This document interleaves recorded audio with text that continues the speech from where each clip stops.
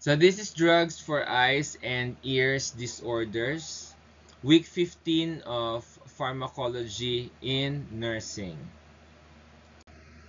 Learning objectives. After this lesson, the student should be able to identify the basic anatomy of the eye, compare and contrast open angle and closed angle glaucoma, explain the two primary mechanisms by which drugs reduce intraocular pressure, identify drug classes for treating glaucoma and explain their basic actions and adverse effects, identify drugs that dilate or constrict pupils, relax ciliary muscles, constrict ocular blood vessels, or moisten eye membranes. 6. Identify drugs for treating ear conditions. And 7. Use the nursing process to care for patients who are receiving drug therapy for eye and ear disorders. The senses of vision and hearing provide the primary means for us to communicate with the world around us. Disorders affecting the eye and ear can result in problems with self-care, mobility, safety, and communication. The eye is vulnerable to a variety of conditions, many of which can be prevented, controlled, or reversed with proper pharmacotherapy. The first part of this lesson covers the drugs used for the treatment of glaucoma and those used routinely by ophthalmic healthcare providers. The remaining part of the lesson presents drugs used for treatment of common ear disorders including infections, inflammation, and the buildup of earwax. The eyes. For the anatomy of the eye, a firm knowledge of the basic ocular anatomy is required to understand eye disorders and their pharmacotherapy. Important structure of the eye are shown in the figure 49.1, and the interior of the eye is divided into the anterior and posterior cavities.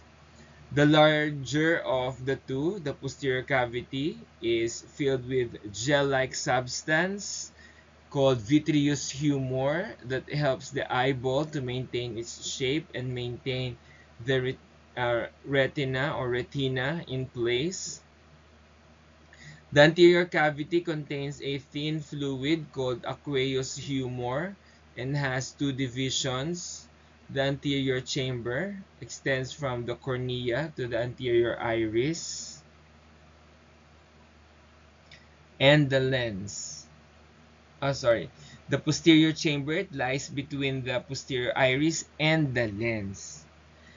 The aqueous humor is secreted by the ciliary body, a muscular structure in the posterior chamber. Aqueous humor slowly circulates to bring the nutrients to the area and remove wastes. From its origin in the ciliary body, the aqueous humor flows from the posterior chamber through the pupil and into the anterior chamber. Within the anterior chamber and around the periphery is a network of spongy connective tissue or trabecular meshwork that contains an opening called the sclera venous sinus or canal of Schlemm. The aqueous humor drains into the canal of Schlemm and out of the anterior chamber into the venous system, thus completing its circulation.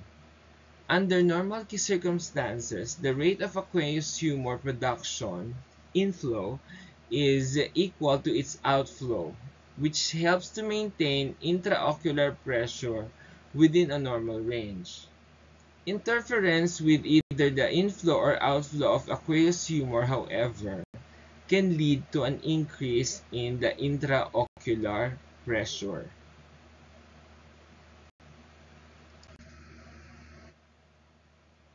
Protected within the orbits of the skull, the eyeball are controlled by the third, fourth, and sixth cranial nerves and are connected to 6 extraocular muscles.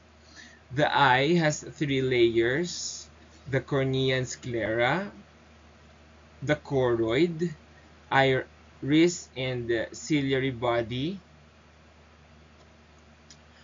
uh, and the retina. Now, the cornea, the anterior covering of the eye, is transparent and allows light to enter the eye. It has no blood vessels and receives nutrition from the aqueous humor. An abraded cornea is susceptible to infection. Loss of corneal transparency is usually caused by increased intraocular pressure. The sclera is the opaque, white fibrous envelope of the eye. Within the sclera are the posterior and anterior chambers. The posterior chamber has a blind spot around the optic nerve that is insensitive to light. The lens is held in place by ligaments and separates these two chambers. The normally transparent lens focuses light on the retina by changing its shape through a process called accommodation. The anterior chamber, filled with aqueous humor secreted by the ciliary body, lies in front of the lens. The fluid flows into the anterior chamber through the eye, through a space between the lens and the iris. The excess fluid drains into the canal of Schlemm. An increase in IOP resulting in glaucoma occurs with increased production or decreased drainage of aqueous humor. The choroid, iris, and ciliary body, the thickened part of the vascular covering of the eye that provides attachment to ligaments and support to the lens, constitute the second layer. The choroid absorbs light and the iris surrounds the pupil and gives the eye its color. By dilating and constricting, the iris controls the quantity of light that reaches the lens. The retina and the third layer consist of nerves, rods, and cones that serve as a visual sensory receptor. The retina is connected to the brain through the optic nerve. The eyebrows, eyelashes, eyelids, tears, and the corneal and the conjunctival reflexes all serve to protect the eye. Bilateral blinking occurs every few seconds during waking hours to keep the eye moist and free of foreign materials.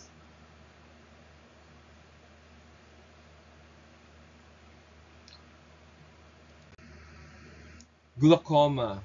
Glaucoma is an eye disease caused by damage to the optic nerve that results in gradual loss of vision, possibly advancing to blindness. This disorder is usually accompanied by increased intraocular pressure. Glaucoma may occur so uh, gradually that patients do not seek medical intervention until late in the disease process. Types of glaucoma. Glaucoma occurs when the IOP uh, becomes so high that it causes damage to the optical nerve. Although the median IOP in the population is 15 to 16 millimeters mercury, normal pressure varies greatly with age, daily activities, and even time of day. As a rule, IOPs consistently above 21 millimeters mercury are considered abnormal and at risk for glaucoma. Many patients, however, tolerate IOPs in the mid to high 20s without damage to the optic nerve. IOPs above 30 millimeters mercury require treatment because they are associated with treatment or with permanent vision changes. Some patients of Asian descent may experience glaucoma at normal IOP values below 21 millimeters mercury. In addition, uh, patients who have had LASIK surgery, which removes corneal tissue, uh, to correct myopia, may appear to have normal IOPs yet have glaucoma.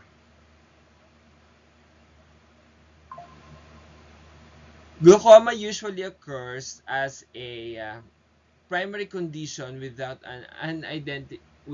an identifiable cause and is most frequently found in persons older than 60 years. In some cases, glaucoma is associated with genetic factors. It can be congenital and occur in young children. Glaucoma can also be secondary to human trauma or to the eye trauma, infection, diabetes, inflammation, hemorrhage, tumor, or cataracts. Some medications may uh, contribute to the development or progression of glaucoma, including the long-term use of typical corticosteroids, some antihypertensives, antihistamines, and antidepressants. Other major risk factors associated with glaucoma include high blood pressure, migraine, headaches, high degrees of nearsightedness or farsightedness, and normal aging. Glaucoma is the leading cause of preventable blindness.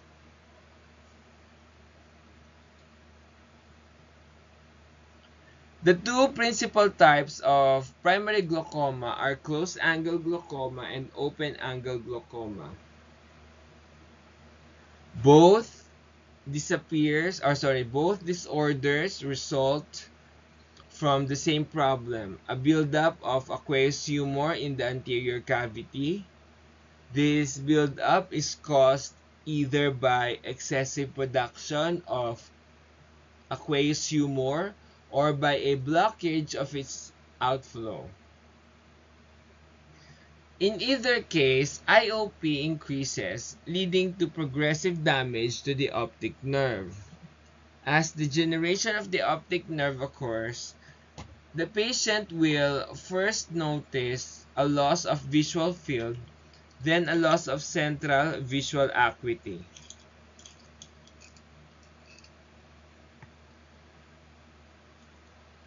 And finally, total blindness. Major differences between closed-angle glaucoma and open-angle glaucoma include how quickly the IOP develops and whether there is narrowing of the anterior chamber angle between the iris and cornea. Close-angle glaucoma, also called acute or narrow-angle glaucoma, accounts for only 5% of all primary glaucoma. The incidence is higher in older adults and in persons of Asian descent. This type of glaucoma is usually unilateral and may be caused by stress, impact injury, or because of medication. It is typically caused by the normal thickening of the lens and may develop progressively over several years. Pressure inside the anterior chamber increases suddenly because the iris is being pushed over the area where the aqueous humor normally drains. The displacement of the iris is due in part to the dilation of the pupil or accommodation of the lens, causing the angle between the posterior cornea and the anterior iris to narrow or close.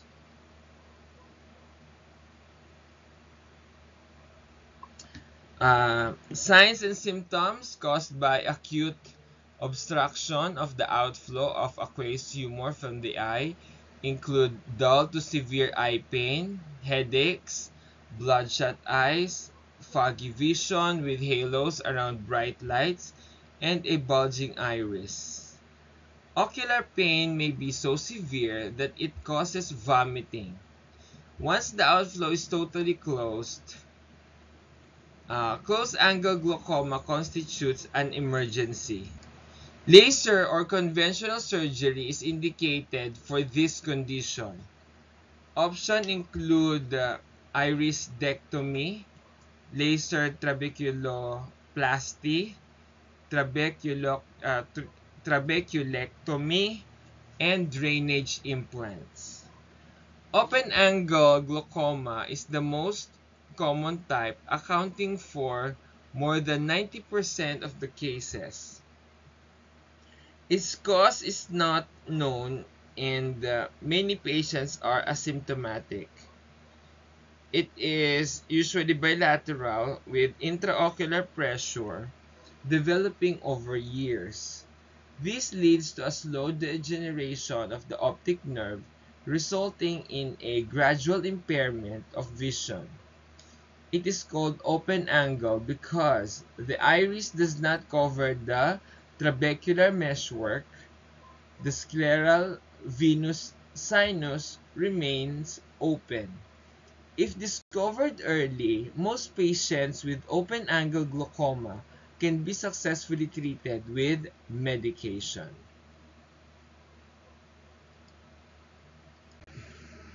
The general principles of glaucoma pharmacotherapy. Some healthcare providers initiate glaucoma pharmacotherapy in all patients with an IOP greater than 21 mm mercury. Because of the expense of pharmacotherapy and the potential for adverse drug effects, other healthcare providers will instead carefully monitor the patient through the regular follow-up exams and wait until the IOP rises to 28 to 30 millimeters mercury. So,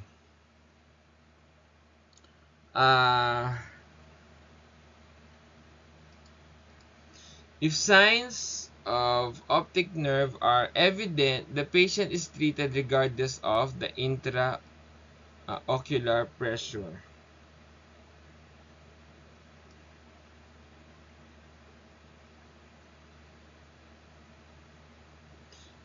When beginning glaucoma pharmacotherapy, a target IOP is established. During therapy,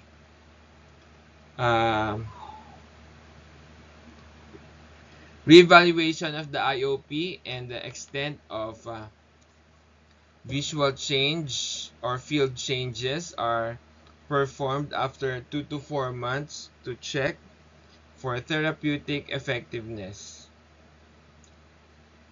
Some of the anti-glaucoma drugs take 6 to 8 weeks to reach peak effect. If the pharmacotherapeutic goal are not achieved within a single medication, it is common to add a second drug from a different class to the regimen to produce an additive decrease in IOP. Some of the drugs may continue to have effects on the eye for 2 to 4 weeks after they are discontinued. Drugs for glaucoma work by one of two mechanisms: increasing the outflow of aqueous humor at the canal of Schlemm or decreasing the formation of aqueous humor at the ciliary body. Many drugs for glaucoma act by affecting the autonomic nervous system. For the pharmacotherapy of glaucoma, there are many drugs available to treat glaucoma. Although topical drugs are most frequently prescribed, oral medications are available for severe diseases. Drugs for glaucoma listed here in this table would include the following classes. We have prostaglandin analogs, autonomic drugs, including beta-adrenergic blockers, non-selective sympathomimetics, the alpha-2 adrenergic agonists, and the cholinergic agonist. We also have your carbonic anhydrase inhibitors and your osmotic diuretics. Pharmacotherapy for eye exams and minor eye conditions. Various drugs are used to enhance diagnostic eye examinations. You have mydriatic drugs. They dilate the pupil to allow better assessment of the retina. Cycloplegic drugs not only dilate the pupil but also paralyze the ciliary muscle uh, and prevent the lens from moving during assessment. Drugs used for eye examination include anticholinergics such as atropine and tropicamide, and sympathomimetics such as phenylephrine. Mydriatics, they cause intense photophobia and pain in response to a bright light. Mydriatics can worsen glaucoma by impairing aqueous humor outflow and thereby increasing intraocular pressure.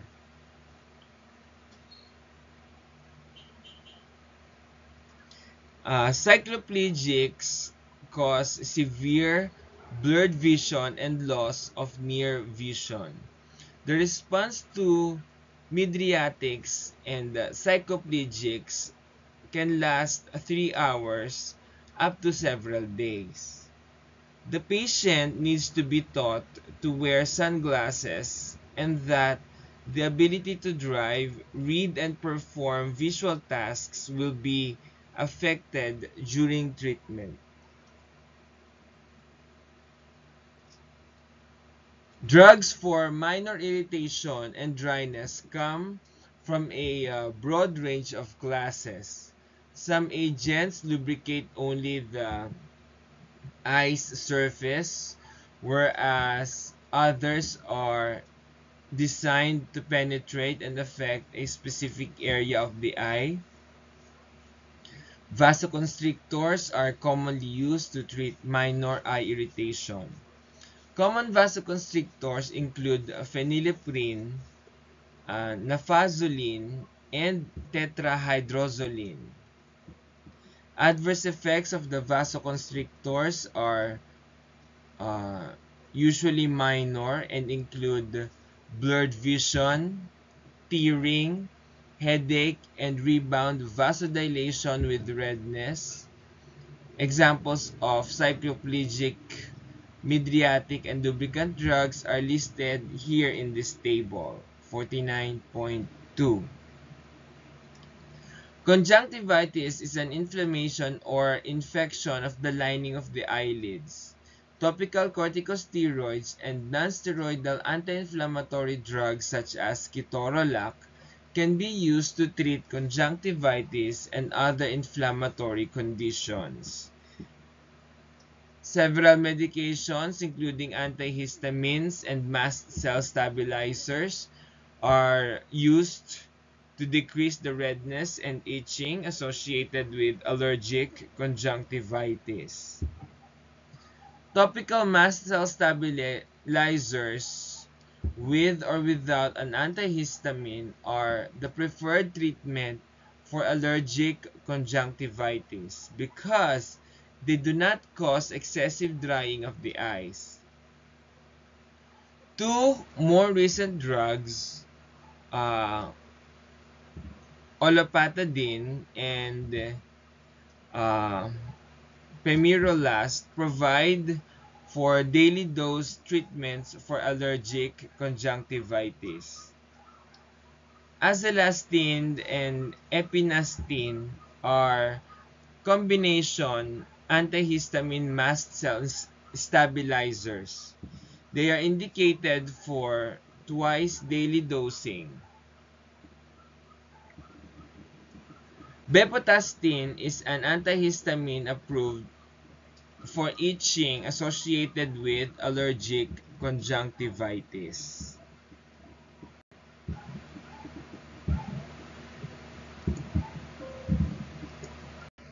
Drugs for disorders of the eye. Problems associated with the eyes may occur as a result of injuries, infections, or specific non-infectious eye disorders such as glaucoma and macular degeneration. Most drugs used to treat these conditions are topical medications in formulations developed specifically for the eyes. Drugs designed to be applied to the eyes are known as ocular or ophthalmic drugs. Diagnostic stains. Diagnostic stains are frequently used to locate extraocular lesions or foreign objects, evaluate dry eyes, or evaluate extraocular changes. Stains may be combined with local anesthetics to allow examination that is more thorough by alleviating pain associated with the examination. Patients should be informed that these drugs will cause discoloring of the external eye but will dissipate over several hours. They may also stain nasal secretion if the lacrimal ducts are patent and they discolor soft contact lenses.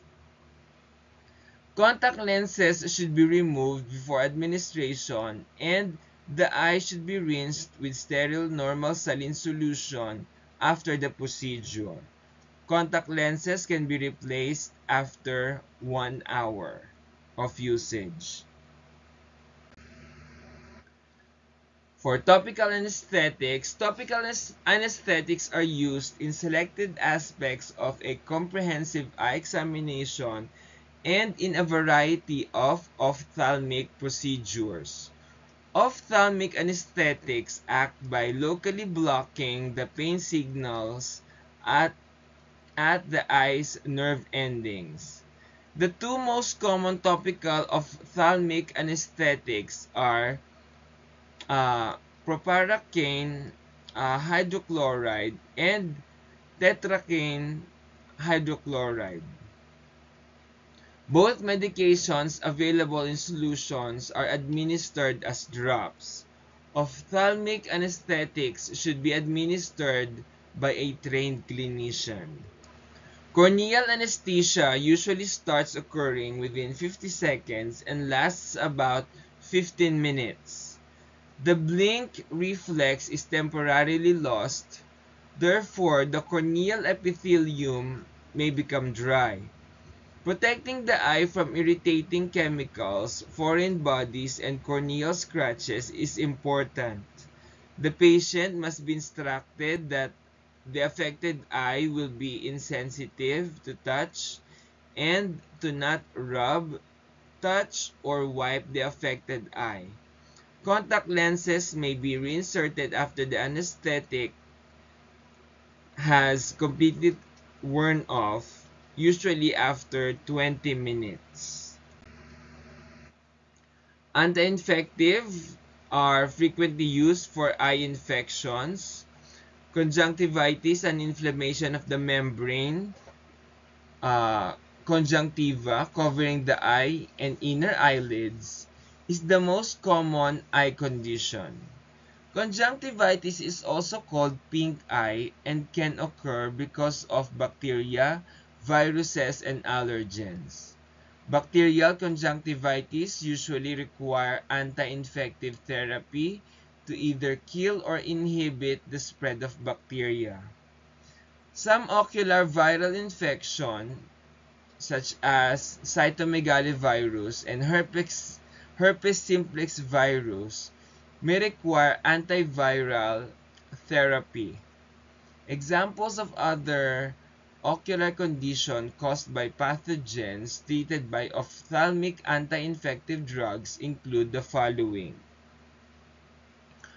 We have blepharitis, the infection of the margin of the eyelid; chalazion, infection of the meibomian glands of the eyelids that may produce cysts, causing blockage of the ducts; bacterial and fungal endophthalmitis, infection and inflammation of structures of the inner eye; hordeolum, a local infection of the eye follicles and glands on lid margins, also known as stye; infectious keratitis, corneal infection and inflammation; infectious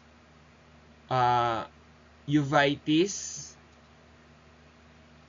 infection of the vascular layer of the eye, the ciliary body, choroid, and iris.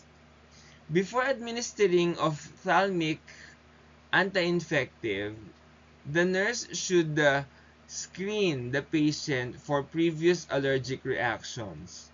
Non-infectious conjunctivitis and local skin and eye irritation are possible side effects of ophthalmic anti-infective drugs. Anti-inflammatories. Anti-inflammatory condition of the eye not related to infectious pathogens often require treatment with anti-inflammatory drug. If the inflammation is secondary to a bacterial or fungal infection, an antibiotic or antifungal agent is included in the medication regimen. Some ocular anti-inflammatories are combined with antibacterials. Many anti-inflammatories are not appropriate in patients with ocular viral infections. Inflammation associated with keratoconjunctivitis, SICA, causing lymphocytes to damage the lacrimal gland, results in fibrosis and loss of tear production. This can lead to xerophthalmia, which is the drying of the eyes. Immunomodulators such as cyclosporine ophthalmic emulsion is an immunosuppressant that relieves xerophthalmia by a mechanism that is different from over-the-counter or OTC lubricants. Ophthalmic cyclosporine acts as a partial immunomodulatory that causes apoptosis of lymphocytes and allow tear production to resume. Ophthalmic nonsteroidal anti-inflammatory drugs such as diclofenac sodium and ketorolac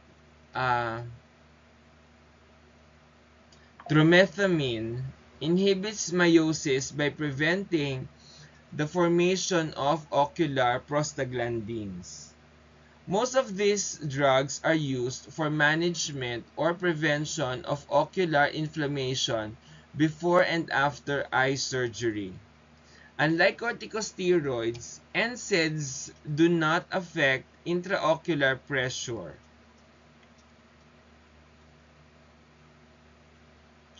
Further discussed in glaucoma and ocular hypertension drugs.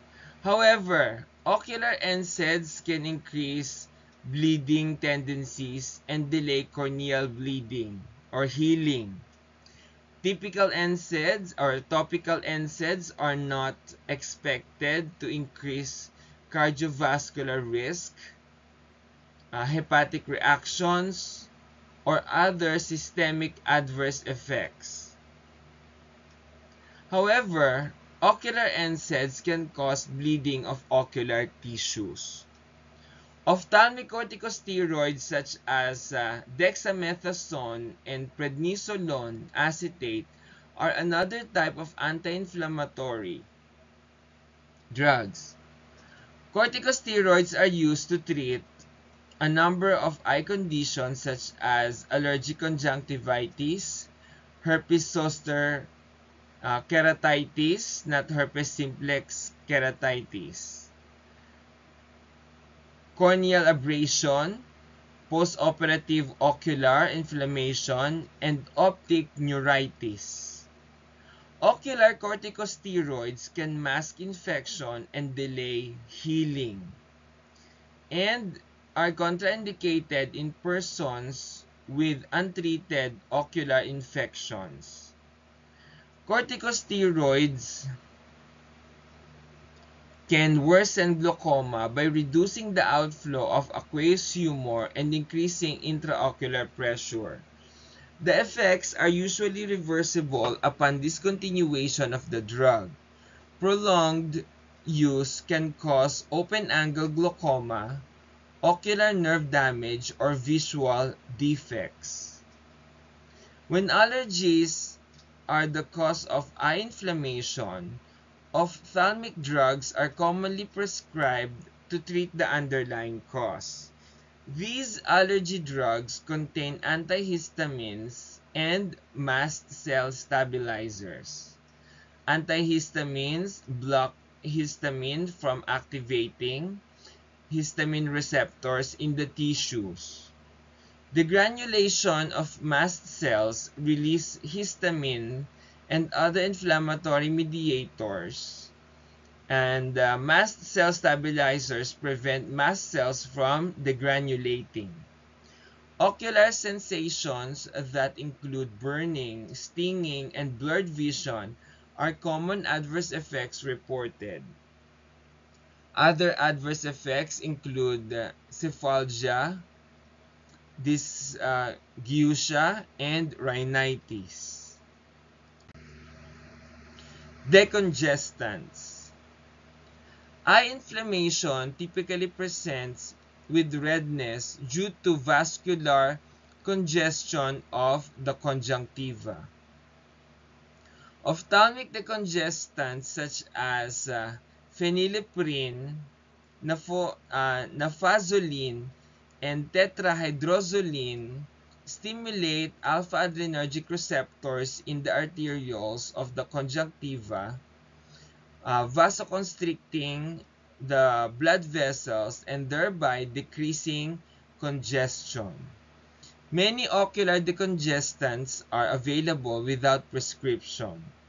If these are absorbed in significant amounts, their sympathetic nervous system effects may pose problem for patients with increased intraocular pressure and hypertension. Ocular decongestants are contraindicated in patients with angle closure glaucoma because these drugs may contribute to acute angle closure, a medical emergency. Lubricants. Eye lubricants moisten eyes to alleviate discomfort such as burning and irritation associated with xerophthalmia. They are also used to moisten contact lenses and artificial eyes. During anesthesia and in acute or chronic central nervous system disorders that result in unconsciousness or decreased blinking, lubricants keep eyes moist and maintain the integrity of the epithelial surface of the eye. Many brands and forms of ocular lubricants, such as artificial tears, are available over the counter without a prescription. Although these agents are typically safe, the nurse must be alert to potential allergic reactions to preservatives found in lubricants. Glaucoma and ocular hypertension drugs.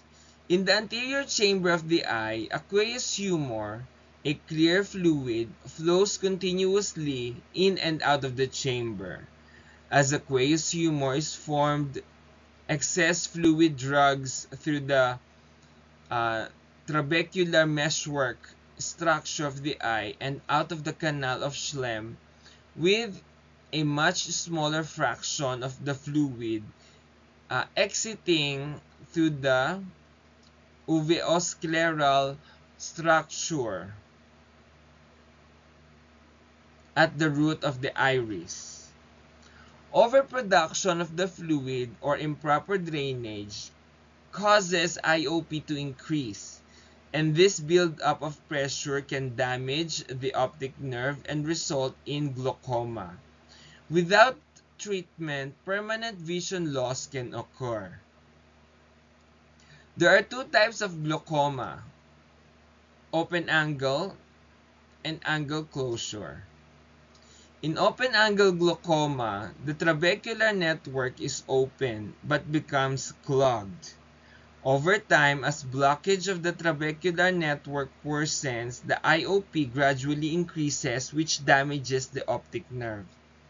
Now, in angle closure glaucoma, also known as closed angle or narrow angle glaucoma, the iris is closed or close to the drainage angle, blocking the trabecular network. Because the excess aqueous humor cannot drain,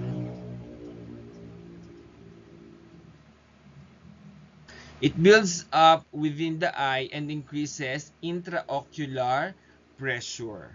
When the drainage angle is completely blocked, eye pressure increases quickly and the vision becomes suddenly blurred. This is a medical emergency and must be treated immediately.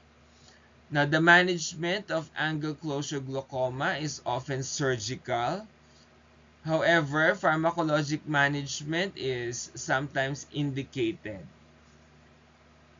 Anticholinergic drugs can cause mydriasis and can worsen angle closure glaucoma. Glaucoma is further classified as either primary or secondary. Primary glaucoma occurs because of a pathologic change within the eye that happens without a known cause. Primary open-angle glaucoma, the most common type of glaucoma, is a chronic condition that develops slowly over time as the trabecular meshwork becomes clogged for unknown reasons. Secondary glaucoma occurs in response to a known cause such as injury, disease, or medication. Although a number of drugs can increase the risk of secondary glaucoma, those that cause pupillary dilation are particularly problematic because they give the iris more flexibility to move towards the drainage angle, blocking the trabecular meshwork. People who are at risk for glaucoma should avoid decongestants. Certain herbal preparation such as golden seal, ephedra, and bitter orange can also create problems when given to patients who have glaucoma. Until recently, drugs for glaucoma belong to one of six drug categories. We have prostaglandin analogs, beta-adrenergic blockers, alpha-adrenergic agonists, cholinergic agents, carbonic anhydrase inhibitors, and systemic hyperosmotic drugs. A seventh class, the rhokinase inhibitor, is indicated to reduce ocular pressure in patients with open-angle glaucoma by increasing aqueous humor outflow. Prostaglandin analogs and beta-adrenergic blockers are typically first-line therapy, followed by alpha-adrenergic agonists. Each category acts in different ways to decrease intraocular pressure. Even though damage due to glaucoma cannot be reversed, treatment may prevent further damage. Prostaglandin analogs. Prostaglandin analogs are preferred drugs for glaucoma therapy because they have long duration of action and produce fewer adverse effects than drugs from other classes. They may be used as monotherapy or combined with drugs from other classes to produce an additive reduction in intraocular pressure in patients with resistant glaucoma. Prostaglandin analogs lower intraocular pressure by enhancing the outflow of aqueous humor. Latanoprost, available as an eye drop solution, is one of the most frequently prescribed prostaglandin analogs, and it is a prototype drug in this medication. Other ocular prostaglandins include bimatoprost, tafluprost, and travoprost. An occasional adverse effect of this medication is heightened pigmentation, which turns a blue iris to a more brown color. This change may be irreversible. Many patients experience thicker and longer eyelashes. These drugs may cause local irritation, stinging of the eyes, and redness during the first month of therapy. Because of these effects, prostaglandins are normally administered just before bedtime. Prostaglandin analogs are first-line drugs used primarily in the treatment of open-angle glaucoma and ocular hypertension. These drugs, they decrease IOP by improving trabecular outflow and by increasing the uveioscular pathway, which is an alternate pathway of aqueous humor outflow.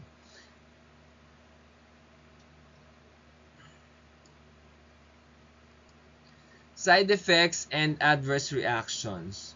Prostaglandin analogs used for glaucoma have unique side effects.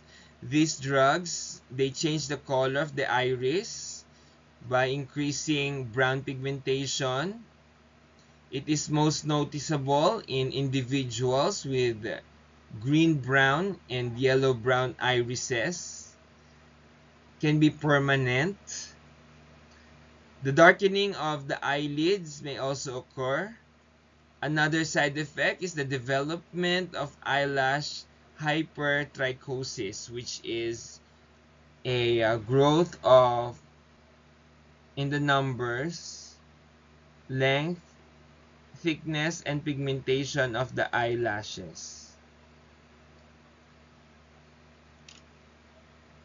Patients may also develop macular edema, blurred vision, redness of the conjunctiva, and itching or stinging of the eye. Systemic effects such as bronchospasm, dizziness, dyspnea, and myalgia are rare. Prostaglandin analogs are generally better tolerated than alternative drugs for glaucoma. Autonomic drugs. Several structures within the eye are activated by the sympathetic and parasympathetic division of the autonomic nervous system. As such, a significant number of autonomic medications have been used to treat glaucoma and to aid in ophthalmic examination of the eye. Beta-adrenergic blockers. Before the discovery of the prostaglandin analogs, beta-adrenergic blockers were drugs of choice for open-angle glaucoma. These drugs act by decreasing the production of the aqueous humor by the ciliary body and generally produce fewer ocular adverse effects than other autonomic drugs. In most patients, the topical administration of beta blockers does not result in significant systemic absorption. Should absorption occur, however, systemic adverse effects may include bronchoconstriction, dysrhythmias, and hypotension. Because of the potential for systemic effects, these drugs should be used with caution in patients with asthma or heart failure. Alpha-adrenergic agonists. Alpha-adrenergic agonists act by decreasing the production of aqueous humor. Only two alpha-2 adrenergic agonists are currently approved for open-angle glaucoma, and neither of them is frequently prescribed. Apraclonidine is indicated for the reduction in intraocular pressure during or following eye surgery, and brimonidine is used as an adjunct in combination with other anti-glaucoma drugs. The most significant adverse effects are allergic reactions, headache, drowsiness, dry mucosal membranes, blurred vision, and irritated eyelids. Combigan is an ophthalmic solution that combines brimonidine and timolol for the treatment of glaucoma. Cholinergic agonists. Cholinergic agonists are autonomic drugs that activate cholinergic receptors in the eye and produce miosis, constriction of the pupil, and contraction of the ciliary muscle. These actions physically stretch the trabecular meshwork to allow greater outflow of aqueous humor and a lowering of IOP. The cholinergic agonists are applied topically to the eye. Pilocarpine is the most commonly prescribed cholinergic agonist. Adverse effects include headache, induced myopia, and decreased vision in low light. Because of their greater toxicity and more frequent dosing requirements, cholinergic agonists are used in patients with open-angle glaucoma who have not responded adequately to other medications. Non-selective sympathomimetics. Non-selective sympathomimetics activate the sympathetic nervous system to produce mydriasis or pupil dilation, which increases the outflow of aqueous humor, resulting in a lower intraocular pressure. They are less effective than the beta-adrenergic blockers or the prostaglandin analogs in treating open-angle glaucoma. Dipivefrin is converted to epinephrine in the eye. Thus, its effects are identical to those of epinephrine. If epinephrine reaches the systemic circulation, it increases blood pressure and heart rate. Because of the potential for systemic adverse effect, these are rarely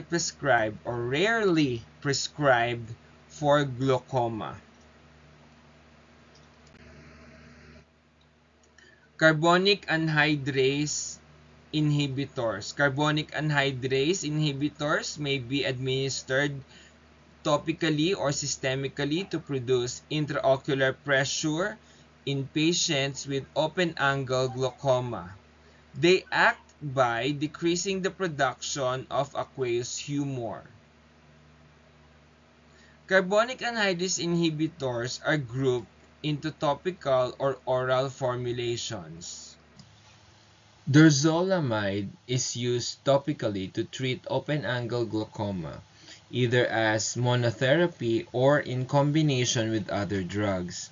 Dorzolamide and other topical CAIs are well tolerated and produced few significant adverse effects other than photosensitivity. Oral formulations such as brinzolamide are very effective at lowering IOP but are rarely used because they produce more systemic adverse effect than drugs from other classes. Systemic effects include lethargy, nausea, vomiting, depression, paresthesia, and drowsiness. Patients must be cautioned when taking these medications because they contain sulfur and may cause an allergic reaction. Because the oral formulations are diuretics and reduce or can reduce IOP quickly, serum electrolytes should be monitored during treatment. Osmotic diuretics. Osmotic diuretics are occasionally used pre-operatively and post-operatively with ocular surgery or as emergency treatment for acute closed-angle glaucoma attacks. Examples include isosorbide, osmotic, urea, and mannitol, osmitrol. Because they have the ability to quickly reduce plasma volume, these drugs are effective in reducing the formation of aqueous humor. Adverse effects include headache, tremors, dizziness, dry mouth, fluid and electrolyte imbalances, and thrombophlebitis, or venous clot formation near the site of intravenous uh, administration. Mydriatic and cycloplegics. Mydriatics and cycloplegics.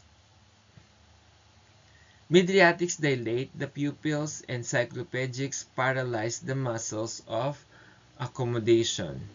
Both are used in diagnostic procedures and ophthalmic surgery. Anticholinergics actively block acetylcholine from attaching to cholinergic receptors, resulting in both dilation of the pupils and paralysis of the muscles of accommodation. This is accomplished by blocking the response of sphincter muscles that normally constrict the pupil when cholinergic receptors are stimulated. Commonly prescribed anticholinergics for mydriasis and cycloplegic refractions include atropine sulfate, cyclopentolate, hydrochloride, um, homatropine, hydrobromide, phenylephrine hydrochloride, and uh, tropicamide. An ophthalmic alpha receptor antagonist, dapiprazole, is available to reverse drug-induced mydriasis with phenylephrine. Side effects and adverse reactions. Side effects of topical anticholinergics include xerophthalmia, dry eyes, photophobia, sensitivity to light, and blurred vision.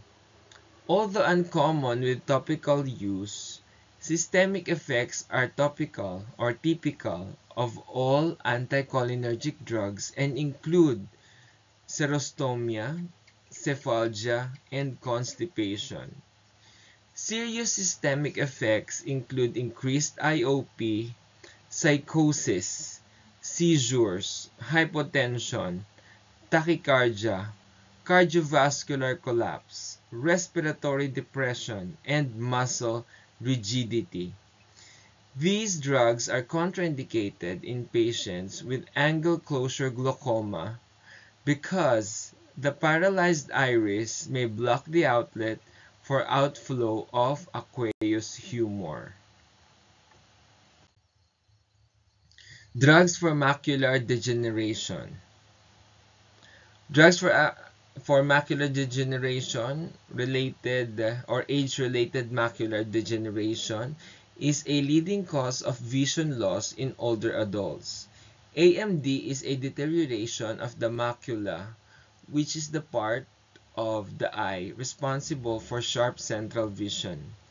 Damage to the macula blurs central vision in the affected eye.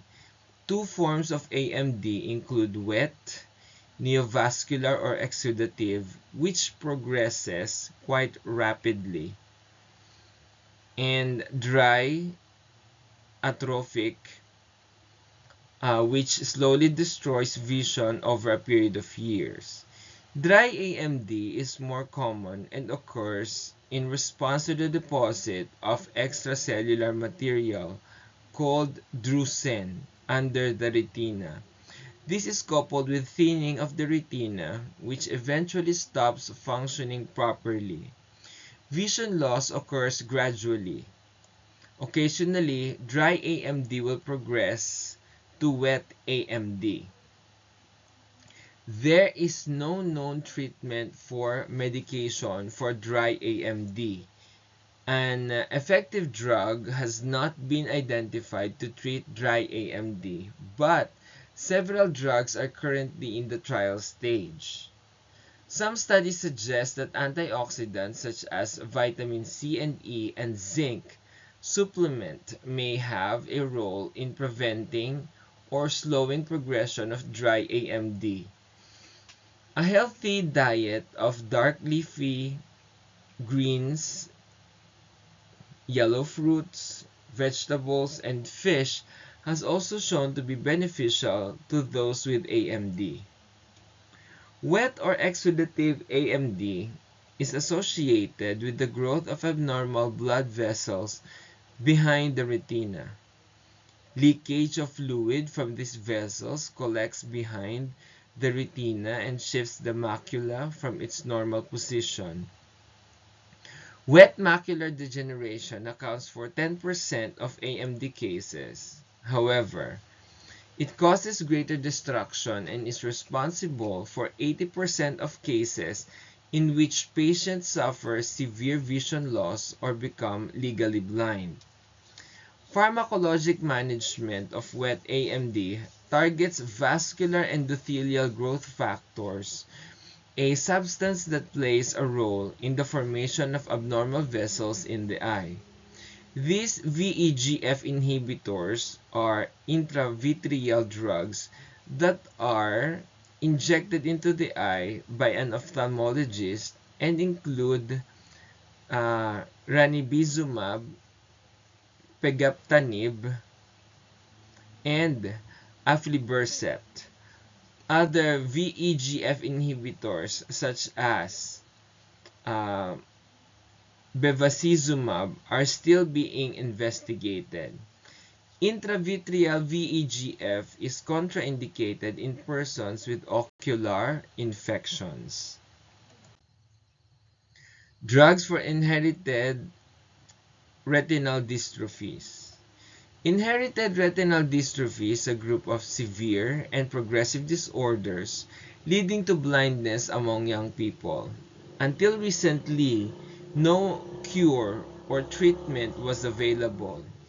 With the emergence of gene therapy, the U.S. Food and Drug Administration approved the first gene therapy, voretigene neparvovec uh, Vecurzyl for retinal dystrophy in late 2017.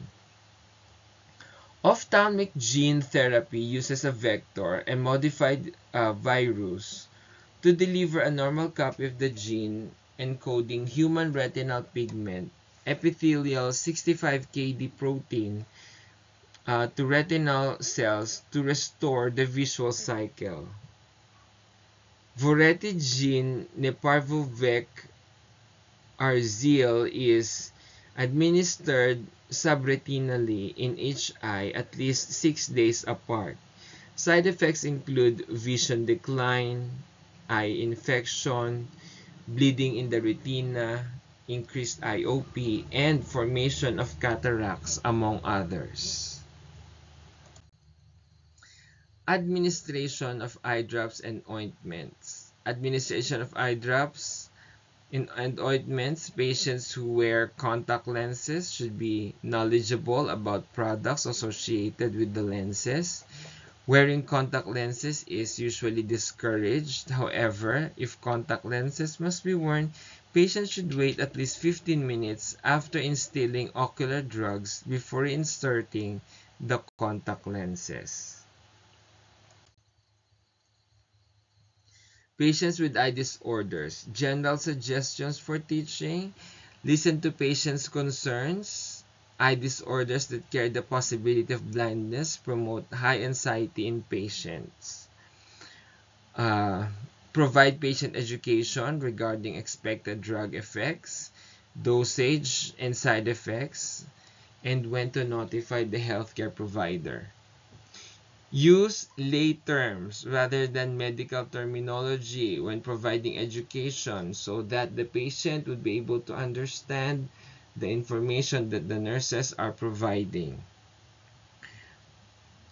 Provide written instructions for confused or forgetful patients.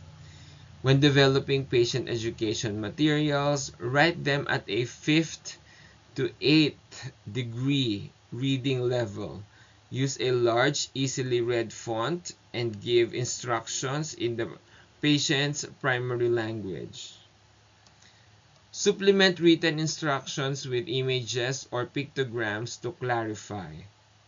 Instruct patients or family members that 1 drop of eye medication is the preferred amount with prescriptions written for 1 to 2 drops. The conjunctival sac of the lower lid typically holds the volume of 1 drop without overflowing. The second drop may cause overflow, have a greater chance of systemic toxicity, and have an increased cost of treatment. If a second topical medication is ordered to be given at the same time, instruct patients to wait at least 5 minutes before instilling the second medication. Instruct patients or family members on proper administration of eye drops or ointment. Teach them how to maintain sterile technique and prevent dropper contamination. Ask patients for a return demonstration of any procedure to ensure their ability to carry it out properly and to determine whether additional teaching is needed. Next, advise patients that ointments will diminish vision for a short period due to the film coating the eye. Advise them to avoid potential safety hazards during this time. Instruct patients to store drugs away from the heat. Counsel patients not to stop any medication suddenly without prior approval from the prescribing healthcare provider. Advise patients to check labels on over-the-counter drugs with a pharmacist. Instruct patient to carry an identification card or wear a medical alert bracelet at all times if they are allergic to any medication. Encourage patients to keep healthcare appointments.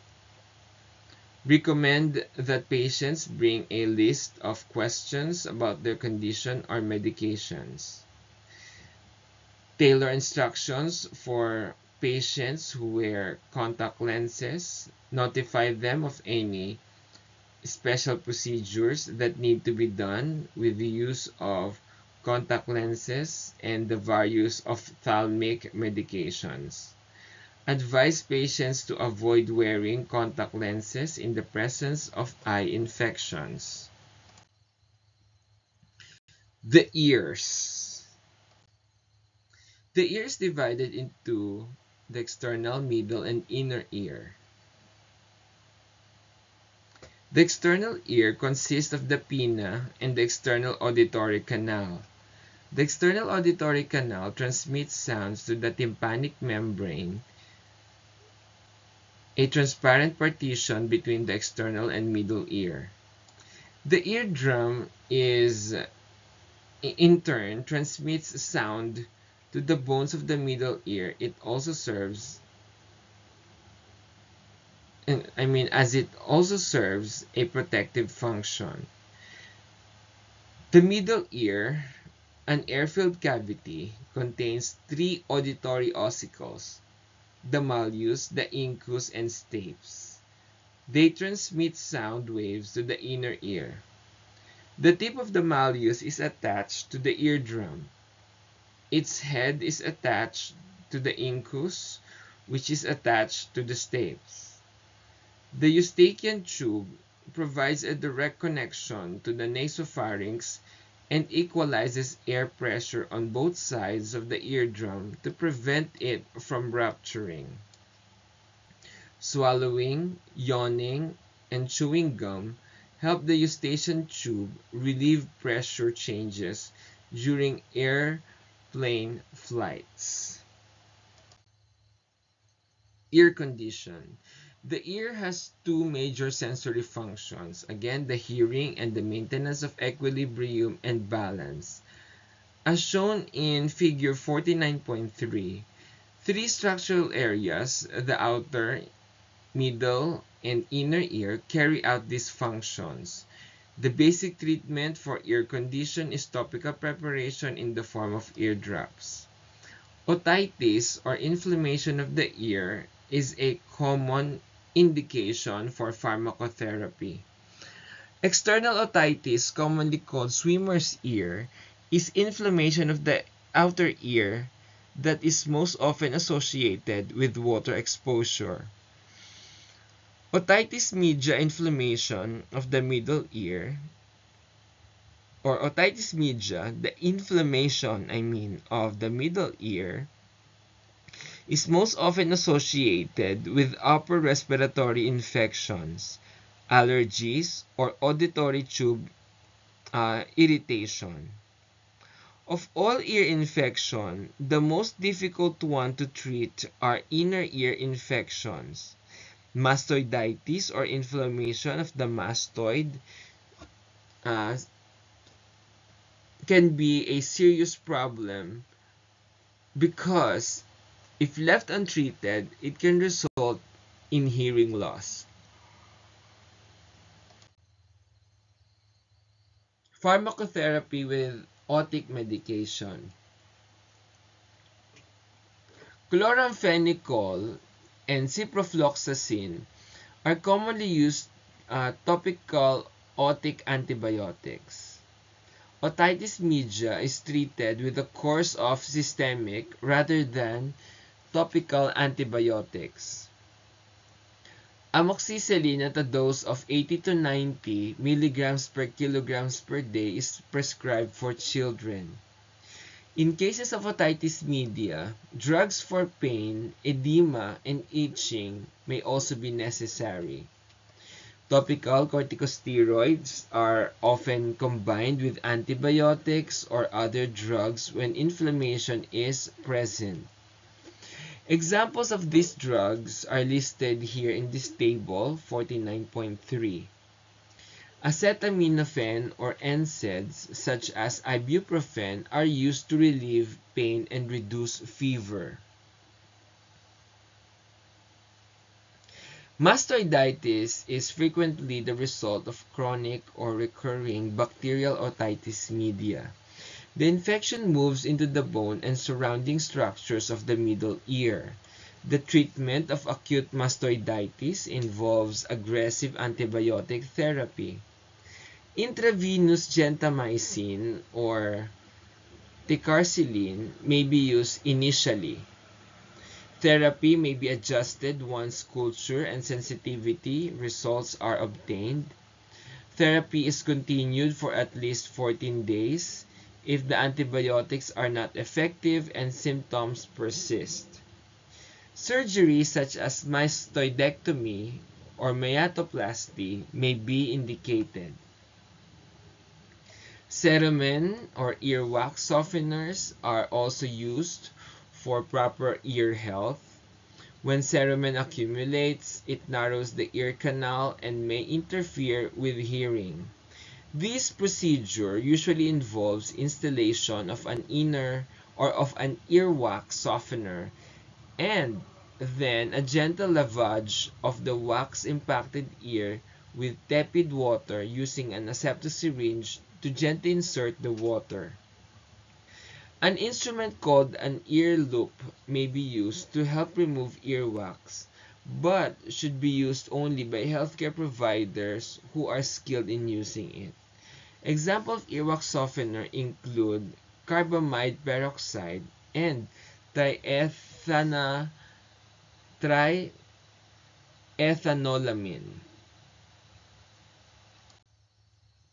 Drugs for disorders of the ears. Common ear conditions that require antibacterial drugs are acute otitis media and acute otitis externa, commonly known as the swimmer's ear. Acute otitis media occurs more often in children, and Streptococcus pneumoniae is the most common pathogen, followed by Haemophilus influenza and Moraxella catarrhalis. Acute otitis media may also be caused by other microorganisms such as virus. Risk factors for the development of acute otitis media include age younger than 2 years, attending daycare centers, and exposure to environmental pollutants such as tobacco smoke.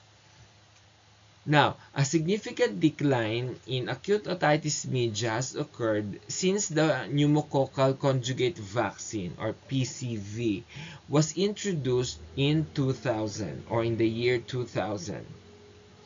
Because it provides immunization against Staphylococcus pneumoniae, families should be urged to have children receive the scheduled PCV13 as a prophylactic measure against acute otitis media, as well as against the other more serious condition that this vaccine prevents. Acute otitis media is usually related to a dysfunction of the eustachian tube, especially after an upper respiratory infection from a virus. The TM is usually bulging and patients complain of otalgia or ear pain. Other symptoms may include fever and irritability. Oral amoxicillin is usually the drug of choice when antibiotics are indicated for AOM. The recommended dosage for children 6 months and older is 80 to 90 milligrams per kilogram every 12 hours for 7 to 10 days, depending on the severity of the condition and the age of the patient. The dosage for adult is 500 to 875 milligrams every 8 to 12 hours, depending on the severity. Azithromycin and clarithromycin are often ordered if the patient is severely allergic to penicillin. For more mild penicillin allergies, a cephalosporin may be ordered. However, the nurse should be alert to any signs or symptoms of penicillin-cephalosporin cross-sensitivity. For otalgia, topical analgesics. Again, for otalgia, topical analgesics such as benzocaine are usually used, especially at bedtime. Otitis externa. Otitis externa is an infection of the external auditory canal that occurs when excess moisture and breaks in the epithelium, allow some pathogen, usually bacterial or fungal, to invade the tissues. The cerumen is lipid-rich and hydrophobic, repels water, and it protects the skin from water penetration. However, excessive cerumen can obstruct the canal and can trap water. Trapped moisture in the canal elevates the pH and removes the protective cerumen, allowing pathogens a warm, dark, moist area in which to grow. Like many areas of the body, the external canal contains normal bacterial flora that protect the ear. However, when protective mechanisms fail, a pathogenic flora results. Pseudomonas aeruginosa, and Staphylococcus aureus are the pathogen most often responsible. Now, fever, otalgia, lymphadenopathy, and swelling can occur. Treatment is usually with topical antibacterial or antifungal drugs depending on the source of the infection. These are often prescribed as a combination product that contains an anti-inflammatory or corticosteroid drug. An analgesic may also be needed. If the external canal or external ear canal becomes so swollen that eardrops cannot reach the inner recess of the EAC, external ear canal, or auditory canal, a wick is usually used. A wick is a thin cylinder composed of highly compressed, absorbable material inserted into the edematous canal, and eardrops are applied to the exposed tips of the wick. Sufficient drops should be administered to keep the wick moist, which pulls the medication down the length of the wick as the moisture is absorbed, exposing the tissues along the EAC to medication. Wicks should be replaced every 24 to 48 hours. Once the swelling resolves, the wick will fall out or it can be manually removed. Oral antibiotics are rarely needed, however, when associated with otitis media or systemic illness, oral drugs are needed. Additionally, if patients are immunosuppressed, oral antibiotics are warranted. Patency of the TM presents a special concern when eardrops are used. This is especially true when an edematous EAC prevents adequate visualization of the TM. Topical antibiotics such as neomycin and polymyxin B with hydrocortisone are very effective in treating OE because of polymyxin B is effective against Pseudomonas aeruginosa, and neomycin is effective against Staphylococcus aureus.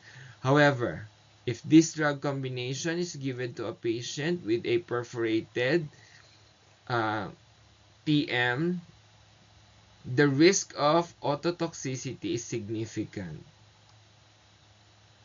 Chloramphenicol is another drug for OE, but is contraindicated with a perforated TM.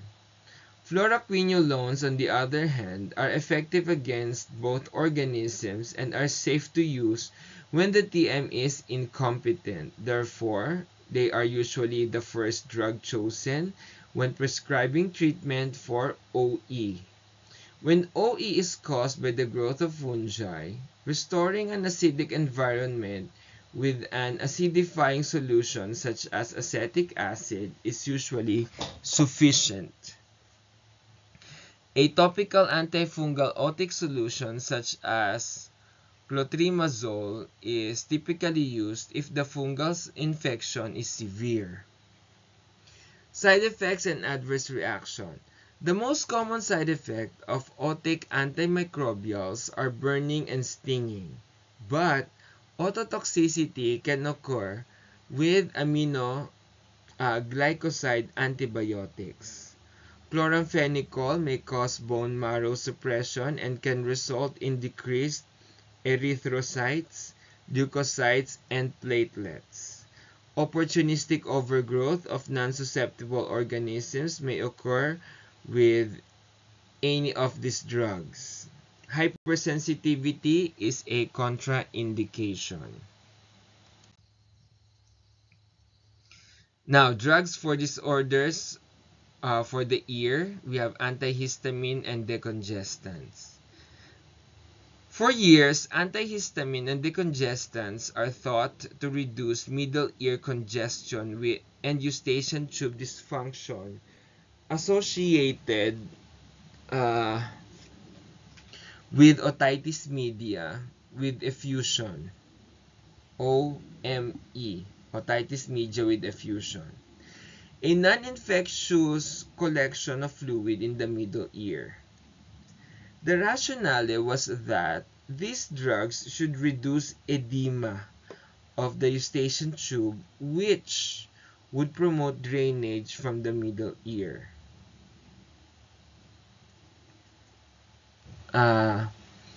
In 2006, a landmark Cochrane review of the medical literature concluded that antihistamines and decongestants were not as effective as once assumed, and that the risk for adverse effects outweighed the benefits. Shortly thereafter, the American Academy of Pediatrics recommended against their use for ear condition in young children.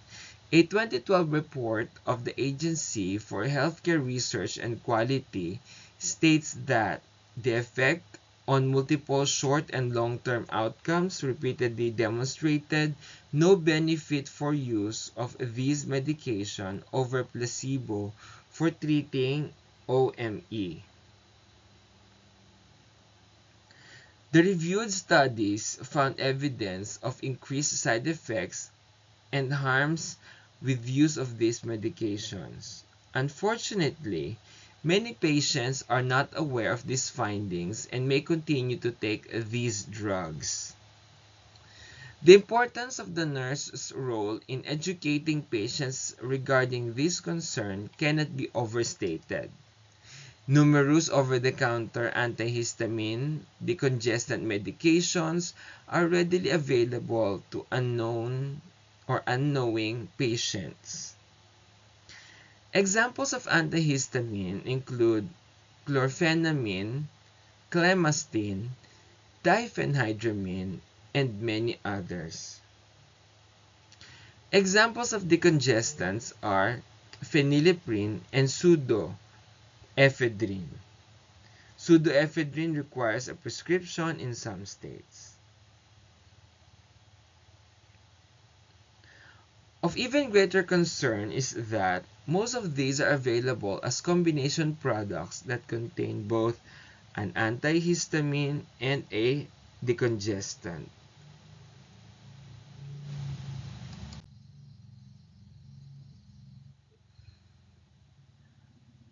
Ceromenolytics. Cerumen or earwax is produced by glands in the outer half of the EAC. Usually, cerumen moves to the EAC by itself and is washed away. However, sometimes it accumulates due to overproduction or narrowing of the EAC.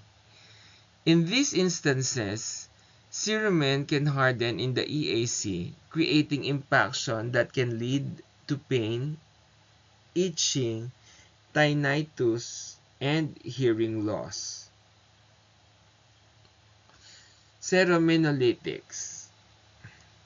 Cerominolytics are topical otic agents that soften or break up the cerumen so that it can be removed. Preparations for cerominolytics include water-based, oil-based, and non-oil-based products. Water-based products provide hydration to the dried cerumen, allowing it to disintegrate.